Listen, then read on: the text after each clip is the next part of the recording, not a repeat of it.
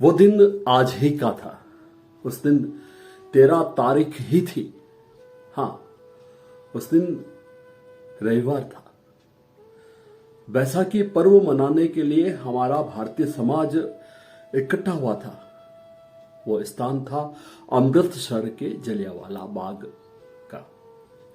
बैसाखी पर्व, जैसा कि हम सभी जानते हैं, पंजाब में विशेष रूप से ये मनाया जाता है। रबी की फसल यानी गेहूं की फसल को जब काटते हैं, और सिखों के गुरु का भी उस दिन कोई जन्म दिवस होता है, तो वो लोग मनाने गए थे जलियांवाला बाग।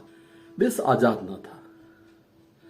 घटना है 1919 की, और इसी की चर्चा करने के लिए मैं उपस्थित हूं आनंद जोशी, और बात करेंगे माँ तुझे वंदन की इस श्रृंखला में।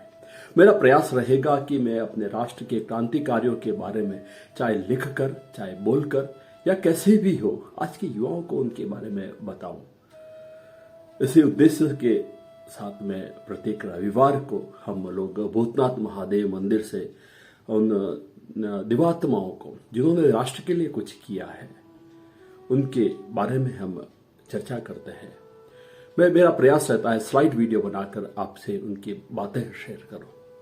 तो बात करते हैं 1919 की बात थी। 13 अप्रैल यानी आज ही के दिन में सारे भारतीय लोग इकट्ठे हुए थे। और उस समय चूंकि 1857 में मंगल पांडे ने जो कि देश की आजादी की खातिर बिगुल बजा दी थी, तो अंग्रेज सरकार आए हुए भी थे, और प्रथम विश्व युद्ध भी जो है हो चुका था। और प्रथम विश्व युद्ध ने हमारे भारतीयों ने अंग्रेजों का साथ भी दिया था।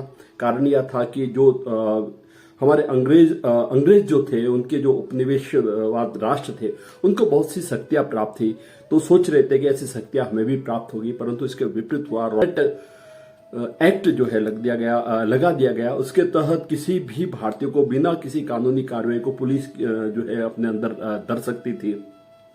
ऐसी बहुत सी बात हुई। तो इस बात का विरोध, और सारे जो हमारे अपने थे, भारतीय थे, वहां जलियांवाला बाग कांड में उपस्थित हुए।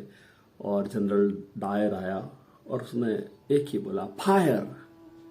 और कई हजारों लोग, जिसमें बच्चे भी थे, महिला भी थे, बुजुर्ग भी थे, उन पर गोलियां चलनी शुरू हो गई। बीच में एक कुआं था, बहुत से लोग जो है उसमें कूद गए। और सबसे बड़ा जो त्रासदी हुई थी आज के दिन यानी 13 अप्रैल को, और उसमें एक बालक था, वो सब कुछ देख रहा था। वो कर तो कुछ नहीं पा रहा था, परंतु उसने मन ही मन में ये सोच रखा था कि मैं इस डायर को मैं छोड़ूंगा नहीं। और 21 साल के बाद में वो उधम सिंह ब्रिटेन में जाकर डायर को मार देता है। आइए हम उनको प्रणाम करें जिन्होंने किया है देश के लिए काम, और जिन्होंने दिया है अपना देश के लिए बलिदान। आज स्वतंत्र भारत में हम लोकसभा के चुनाव करा रहे हैं और भारत माता के जय जयकार कर रहे हैं, लेकिन असली हकदार तो वो लोग थे जो मर मिटे। आइए आज इस 13 अप्रैल को याद करें। ये केवल उस पंजाब प्रांत के या पंजाब राज्य का ही अधिकार नहीं है। प्रत्येक भारतीय राष्ट्र के, प्रत्येक भारत के नागरिक का यह अधिकार बनता है कि हम उन्हें प्रणाम करें। हमारे राष्ट्र में जो भी सरकार बने, अच्छी बने, राष्ट्र हित में वो सोचे।